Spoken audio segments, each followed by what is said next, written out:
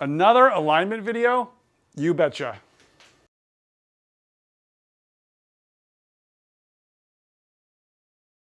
This is the third video in a row regarding alignment for this car, and this is a really important topic for me.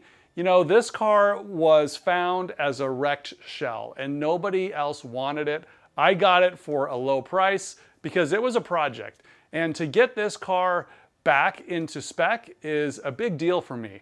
You know, I've heard it all. It'll never drive the same again. It can't be straightened. You'll never get the body gaps aligned again like the factory did. You can't do this kind of repair without a Celette bench. It's gonna be way too expensive to repair. I'm pleased to report that I've spent enough time now aligning the car that I know that it's got enough range of motion to get everything back where it belongs. That's the camber, caster, toe, ride height. All that stuff is going to be alignable. And to me, that's worthwhile. And so yesterday, Ian was here and he ended up spending like 8 hours with me. We went through all kinds of things with the car, pickup points, wheelbase length, track width. We went into things like suspension travel and bump limiting stops. You know, these are all important things that should be done prior to alignment. And so Ian went back with me to the fundamentals, is basically, do your wheels go up and down or not? And interestingly enough, we did find some problems. When Ian and I were going through and checking the suspension travel in the rear, we found a problem on the right side. The shock would not go into full compression. And when we removed the shock from the car, took a look at it, we found that it was pretty significantly bent. This is the Bilstein, the one that's really bad. So I'm just holding up a straight edge. I think it's pretty obvious, even without the straight edge, how bent this shock is. It takes a left turn right about here, and that's where, if you look really closely, you can see that the shaft is dark right there. Looks like it's gotten a little bit of heat in there. This thing is just completely messed up. So if you have a shock that won't compress, and it actually is bent, the rod is bent on the shock, it can provide all kinds of stiction problems, and you can't really do much alignment on a car that won't settle down with good shocks. You just have to make sure that the suspension works properly before you can align it, which sounds obvious, but most alignment shops and most people that do alignments, they aren't gonna check your shocks. So it's kind of up to the owner or up to each of the mechanics to really take a full look at your car. As luck would have it, I did have a spare pair of shocks. I have some KYB shocks that are in good condition. They feel like they're working correctly, at least they're the same left and right. And these aren't probably the shocks I'm gonna use long term, but the fact that they're not bent and they do work allows me to go ahead and put them on the car and get some more experience with it before we go to coilovers or some more sophisticated shock system in the rear. So happy to put in good parts and take out the old bad parts.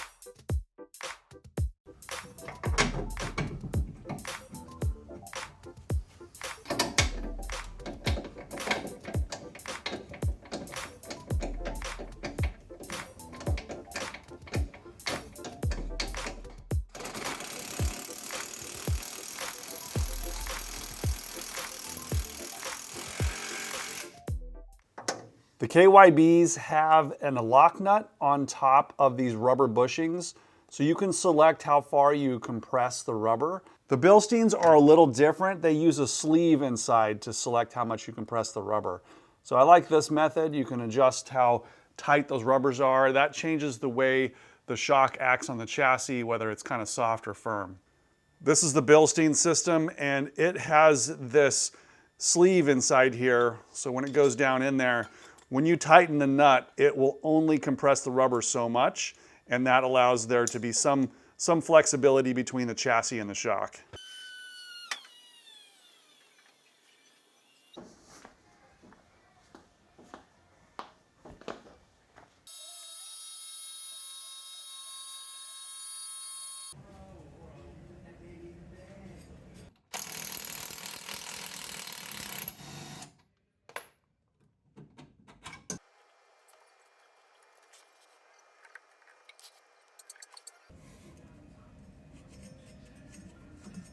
Okay, it might be a little hard to see the yellow paint marker lines on the shocks, but there's one way up here.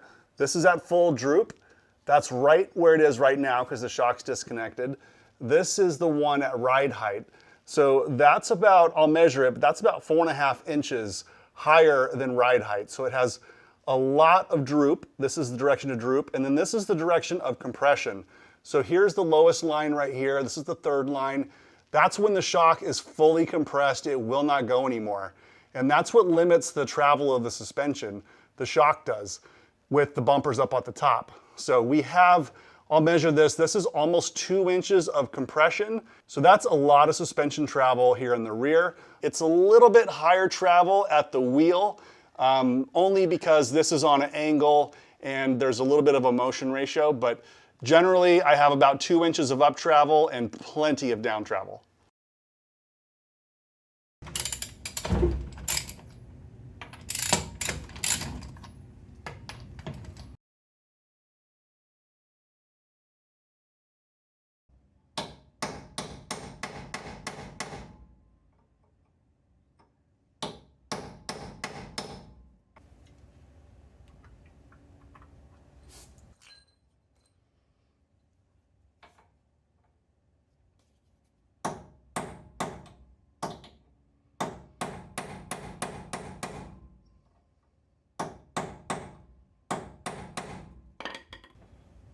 I'm having trouble getting this roll pin out of the bottom, so I just got something to sit on, get a little more comfortable, and I'm going with the next biggest hammer and see if we can just get it to break loose. I got a different pin here too, a little longer.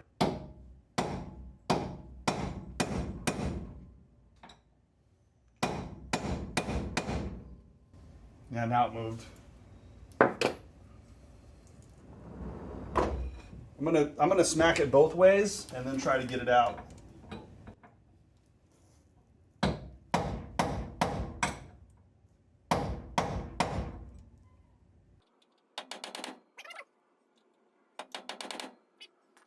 not sure if I got that on camera, but I just broke the end of my my punch. This punch was modified, I think, with a real sharp corner here, and it is now toast, or at least it's shorter. Got it. There's the roll pin. The pin doesn't look too damaged. It just looks like it's got a little bit of rust on either end, so that's probably what made it hard to get it out. Next, we got to take this cap off this thing. So I'm going to try a block of wood first.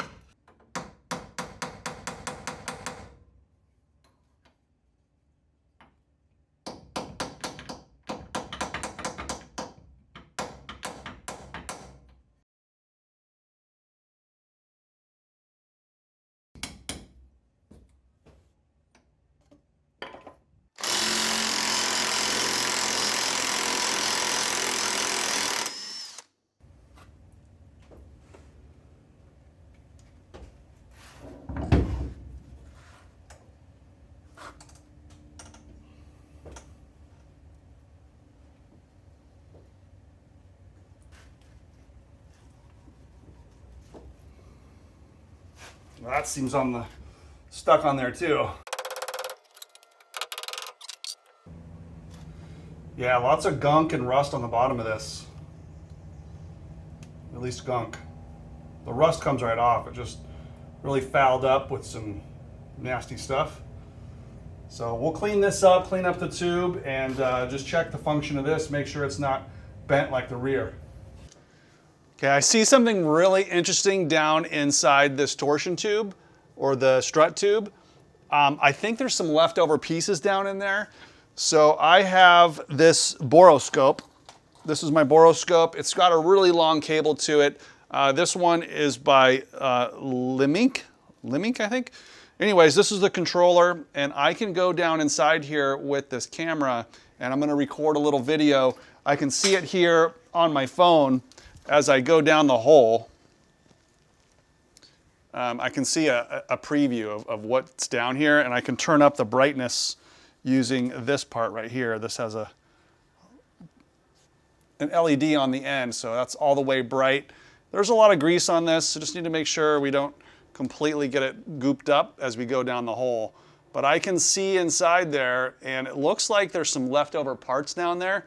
So let me focus with this, and I'll show you what I can find. You can snap a picture here.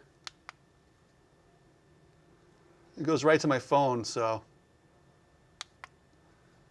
get a couple different pictures. Down inside there is a leftover piece of something. It looks like a leftover piece of the strut tube. So I'll show you these images, but it's really cool tool to be able to kind of see what you're doing and troubleshoot. Clearly, whoever replaced the insert last time forgot to look, and it's not clear down there. And this is a problem because this is what impacts and this is what Ian was saying, if you don't have suspension, then there's no point in doing an alignment. You have to make sure that you have full travel on all four wheels. That's why he recommended taking everything apart, making sure there's not stuff left inside like this. So we had 2 out of the 4 corners defective, 1 with a bent shock, and now this won't travel all the way because there's parts stuck in the bottom of it.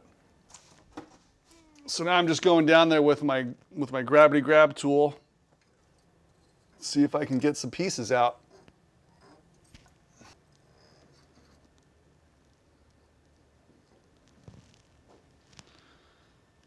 There's something.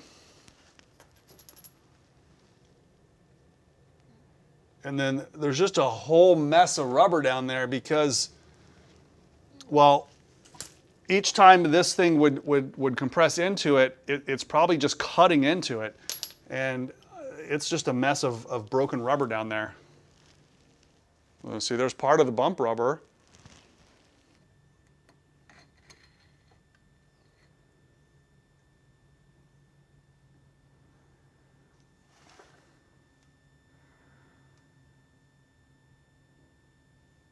Okay, so that's most of the bump rubber there. The top of it was just beat to death. And you know, like on the other side, Ian and I shortened it down to here, but this one's all broken and cracked. So it's just full of grease too. And there's just stuff everywhere on this. See that grease in there? It's just old rubber bits and grease just caked on the side. And that's potentially causing the strut to get stuck.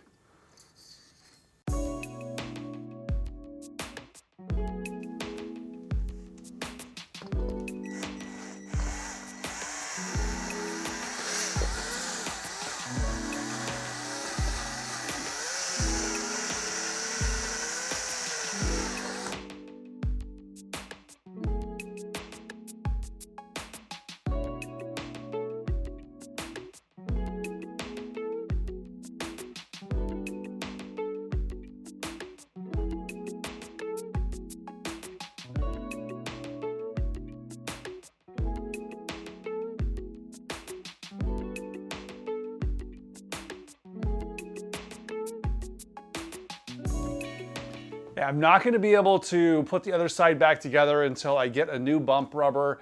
You know, this piece that was extra inside there, the strut was not going through the hole, I don't believe. I believe this piece was up on its end, and that's in addition to the rubber below it.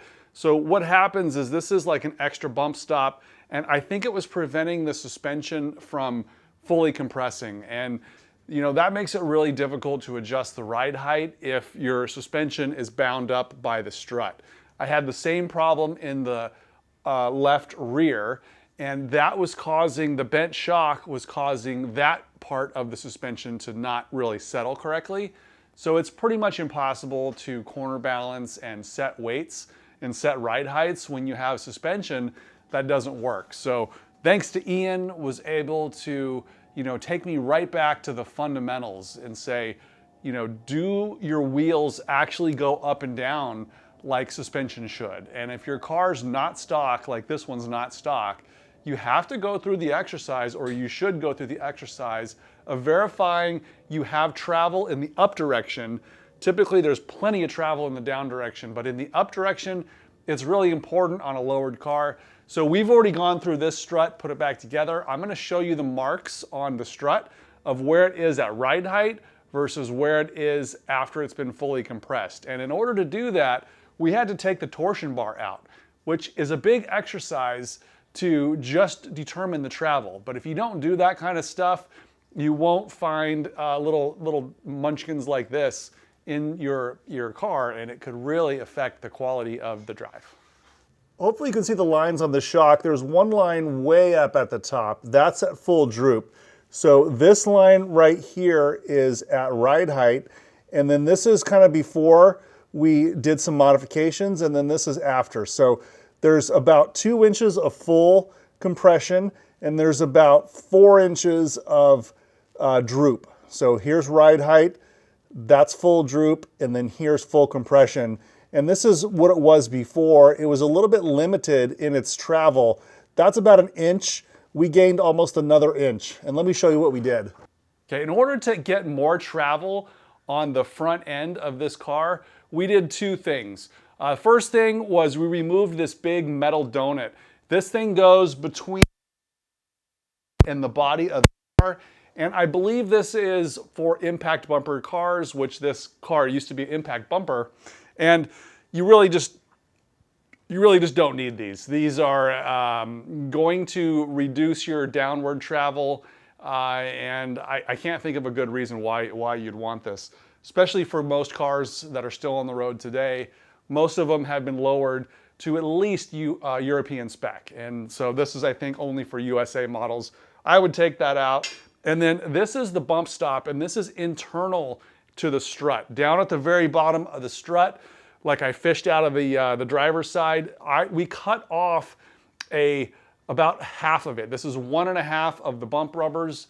We cut them off. And when you do that, it allows the suspension to go up further. And we also verified by taking the torsion bars out, when you push it up, the strut insert itself does not cause any bind. The strut is not going to be damaged in any way. It just allows it to compress more. And that's what we want on a car this low.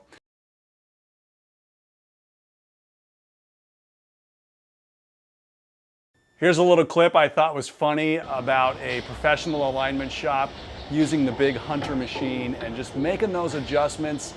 Whether they're there to stay or not is debatable, but this guy's like just jamming on the car, getting it to all flash green, get the printout done, and then he's done for the day. So I'm curious to hear from you guys what your experiences are with alignment, whether you've done it yourself or had a shop do it. Are they willing to do something beyond factory specification? Are they willing to go with like an aggressive kind of track or autocross type setting? Are they only going to just deal with things within factory limits? Sometimes you get that out of shop. So I'm curious to see what other people are doing. Ian and I agreed to use the same settings as Kermit. It's much more camber than is allowed from the factory. And I think it makes sense on a car of this type where it's got the taller tires. It really seems like that is the way to go, but some shops may not do it. Ian and I are dialing up like 1.7 degrees camber in the rear, which is pretty aggressive. And then I think it's 1.1 or 1.2 in the front. I'll have to look at my notes, but that's pretty aggressive. And then the toe is going to be around 0, front and rear. And when I drove Kermit, there was no wandering, no nothing. It just had really good turn in.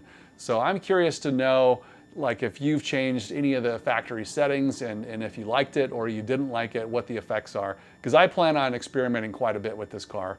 And so it'll be fun. Thanks for watching, and we'll see you next week.